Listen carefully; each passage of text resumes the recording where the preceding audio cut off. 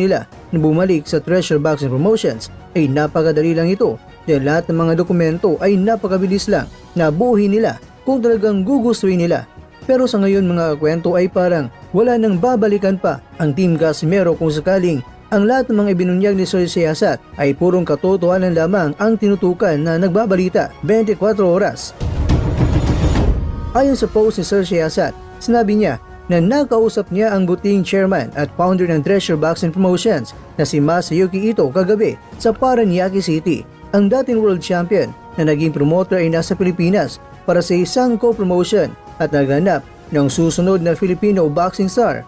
Pangunahing napansin niya ay ang walang talo na inaasam-asam niya na mapabilang sa kanyang promotion at yan ay walang iba kundi ang OPBF Bantamweight title holder na si Kenneth Nuber na binanggit ang kanyang matinding interes na sana ay pumirma itong si The Lover Boy sa kanyang promotions. Inamin ni Sir Siasat